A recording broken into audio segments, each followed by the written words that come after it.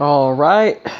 Well, first off, the whole prop knife, the handle video was shot at my brother's house and was going to be edited, but the software is doing weird stuff and cutting parts of the video off and blah blah. My sister-in-law is working on it. I don't know if that's gonna come out anytime soon. I might just reshoot it by myself on my little phone and make another thing. Yeah. Because this is gonna be a little butt cap for it, so whatever. I've got that vise from another video over here. This is at my house. Got an old ass monkey wrench, a vise that I got too. All this is stuff I got at the fucking 50 Mile yard sale.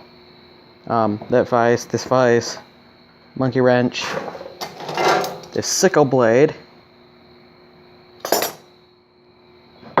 This is part of, it's another vise like that, but it's older.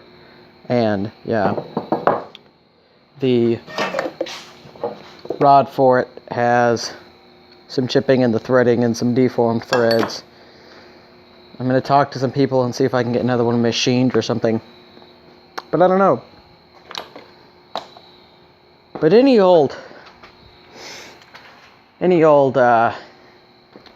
lady of the night, that's not what this video is about.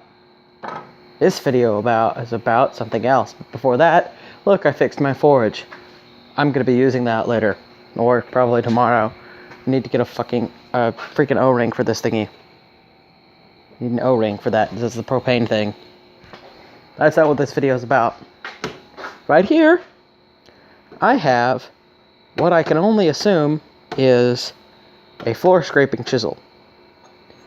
Or a floor scraper or whatever. It's big, it's bulky, and it's hard.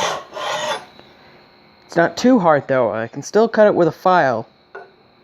But it's long and slow, which means it's about as hard as a good axe head.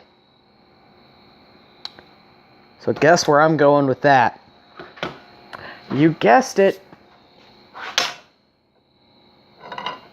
This thing isn't going to be complete by the time this video is over, because I have to get this welded in. But I'm going to tell you what you need. First off, you're going to need a big old floor scraping chisel. Now, whether it has a coating on it or not, this one did, and I got it from a pawn shop. You might have a rubber handle on yours. You're going to have to cut that off if it's got any mushrooming on the end of it, like this one did. And I mean, this one had some mushrooming on it. If I can find that piece. This is the end of it. That's how mushroomed out it was.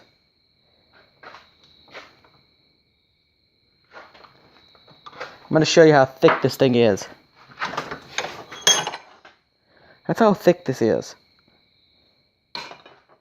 That takes some serious hard use to mushroom out that thick piece of a steel like that, especially how hard this is. So I've already been playing with it, just sliding around in the handle here. And yeah. Okay, so you're going to need a floor chisel. You're going to have to cut the handle off, cut off any mushrooming that may be on it. Then you're going to need a 3/4 inch T-joint. At least that's what fits this. You know, you might need something else. You could probably get away with a 1/2 inch one if you filed out the threads.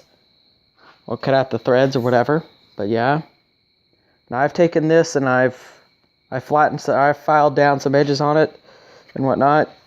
You're going to need a length of 3/4 inch pipe, or length of however long pipe you're going to use that fits in your T-joint. And this is 32 inches. I cut it earlier. I'm actually going to use the forge, and I'm going to mushroom the end of this pipe out so it makes a nice hand swell. But I can't do that till tomorrow. So the rest of this video will be, obviously shot tomorrow. And I'm going to get my brother to weld this in here. So it's going to look like that. I'm also going to finish doing the edge, but this is basically what it's going to look like when it's done.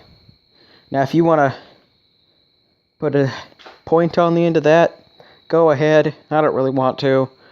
Just another thing I'll probably end up accidentally hurting myself with. But yeah, that's what it's going to look like. Tomorrow I'll actually shoot a good video of after it's welded and whatnot and forged out. I'm not going to show the welding, but I will try and record me flaring out the pipe handle end and putting a wrap on the handle.